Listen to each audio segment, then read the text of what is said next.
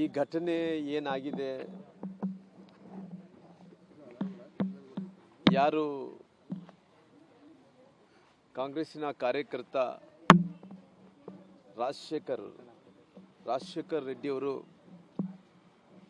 Death ಆಗಿದೆ ಅನ್ನಂಥ ವಿಚಾರವನ್ನು ತಿಳ್ಕೋಬೇಕು, ಅವ್ರ ಕುಟುಂಬಕ್ಕೆ ಹೋಗಿ ಸಾಂತ್ವನ ಹೇಳಬೇಕು ಅನ್ನಂಥ ಕಾರಣದಿಂದ ಉಪಮುಖ್ಯಮಂತ್ರಿಗಳು ಇವತ್ತು ಬರ್ತಾ ಇದ್ದಾರೆ. ನಾನು ಉಪಮುಖ್ಯಮಂತ್ರಿಗಳಿಗೆ ಅವರು ಈ ರಾಜ್ಯದ ಉಪಮುಖ್ಯಮಂತ್ರಿಗಳಾಗಿರೋ ಕಾರಣ, ಸರ್ಕಾರದ ಉಪಮುಖ್ಯಮಂತ್ರಿಗಳಾಗಿರೋ ಕಾರಣ ಇವತ್ತು ನಿಮ್ಮ ಸರ್ಕಾರದಲ್ಲಿದ್ದಂಥ ಸತ್ಯ ಶೋಧನಾ ಕಮಿಟಿ ಬಂದು ಪರಿಶೀಲನೆ ಮಾಡಿಕೊಂಡು ಹೋಗಿದೆ. ಪರಿಶೀಲನೆ ಮಾಡಿಕೊಂಡು ಹೋದ ನಂತರ ಪುನಃ ನೀವೇನು ಮಾಡ್ತೀರಿ, ಅದರಿಂದ SIT ಕೊಡ್ತೀರಿ. SITಗೆ ಕೊಟ್ಟ ನಂತರ ನಾನು ಈ ಮೂಲ ಇವತ್ತು ಬುಡವನ್ನು ಹುಡ್ಕೊಂಡು ಹೋದ್ರೆ, ಈ ಬುಡಕ್ಕೆ ಹುಡ್ಕೊಂಡು ಹೋದ್ರೆ ಇದಕ್ಕೆ ಮೇನ್ ಕಲ್ಪ್ರೇಟ್ ಬಂದು ಅವರು ಶಾಸಕರಾದಂಥ ನಾರಾ ಭರತ್ ರೆಡ್ಡಿ ಅವರು.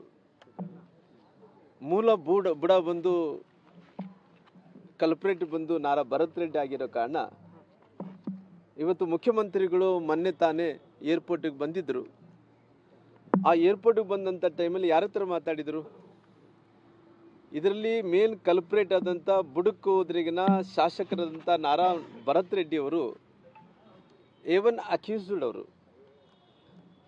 ಅವ್ರ ಅಕ್ಯೂಸ್ಡನ್ನೇ ಬಗಲ್ಗಡೆ ಇಟ್ಕೊಂಡು ಮುಖ್ಯಮಂತ್ರಿಗಳು ಮಾತಾಡ್ತಾರಂದ್ರೆ, ಇದು ಮತ್ತೆ ಪುನಃ ಉಪಮುಖ್ಯಮಂತ್ರಿಗಳು ಬಂದು ಅದೇ ಅಕ್ಯೂಸ್ಡ್ ಆದಂಥ ನಾರಾ ಭರತ್ ರೆಡ್ಡಿ ಅವ್ರನ್ನ ಬಗಲ್ಗಡೆ ಇಟ್ಕೊಂಡು ಪ್ರೆಸ್ ಮೀಟ್ ಮಾಡಿ ಏನನ್ನ ಡಿಸ್ಕಷನ್ ಆಗಿ ಅದಾಗಿ ಇದಾದರೆ ಇದು SITಯಿಂದ ನ್ಯಾಯ ಕೊಡ್ಸೋಕ್ಕಾಗುತ್ತೆ ಅನ್ನೋಂಥದ್ದು ಪ್ರಶ್ನೆ ನಾನು ಕೇಳಬೇಕಾಗುತ್ತೆ. ಅದಕ್ಕೋಸ್ಕರವಾಗಿ ಈ ಸರ್ಕಾರದಲ್ಲಿ ಇವತ್ತು ಏನು ರಾಜಶೇಖರ್ ಡೆತ್ ಆಗಿದ್ದಾರೋ, ಆ ಡೆತ್ ಆದಂಥದ್ದು ನಮ್ಮ ಕಾಂಗ್ರೆಸ್ ಪಾರ್ಟಿ ಮೇಲೆ ಬರಬಾರ್ದು ಅನ್ನೋಂಥ ಕಾರಣದಿಂದ ಮುಚ್ಚಾಕ್ಲಿಕ್ಕೋಸ್ಕರವಾಗಿ ಏನು ಪ್ರಯತ್ನ ಕೂಡ ಮಾಡೋಕ್ಕೆ ಅವರೆಲ್ಲ ಕೂಡ ರೆಡಿ ಆಗಿದ್ದಾರೆ. ನಾನು ಉಪಮುಖ್ಯಮಂತ್ರಿಗಳು ಬರಲಿ, ಬಂದಂಥ ಟೈಮಲ್ಲಿ ನಾರಾ ಭರತ್ ರೆಡ್ಡಿ ಅವ್ರನ್ನ ಬಗಲ್ಗಡೆ ಕೂಡ್ಸ್ಕೊಂಡು ಪ್ರೆಸ್ ಮೀಟ್ ಮಾಡ್ತಾನ, ಇಲ್ಲ ಅವ್ರನ್ನ ಬಿಟ್ಟು ಪ್ರೆಸ್ ಮೀಟ್ ಮಾಡ್ತಾರ ಅನ್ನೋಂಥದ್ದು ನಾವೆಲ್ಲರೂ ಕೂಡ ನೋಡಬೇಕಾಗಿದೆ.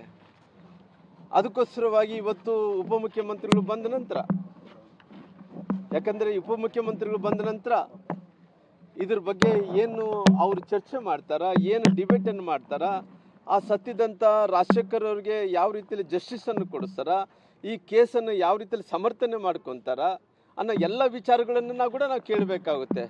ಅದಕ್ಕೋಸ್ಕರವಾಗಿ ನಾನು ಇನ್ನು ಸಾಕಷ್ಟು 1 ಗಂಟೆ ನಂತರ ಪತ್ರಿಕೆಗೋಷ್ಠಿ ಕೂಡ ನಾನು ಮಾಡ್ತೀನಿ. ಅದಕ್ಕೋಸ್ಕರವಾಗಿ ಇವತ್ತು ಉಪಮುಖ್ಯಮಂತ್ರಿ ಬಂದು ಹೋಗಲಿ ಅನ್ನೋಂಥ ಮಾತನ್ನು ಹೇಳ್ತೀನಿ.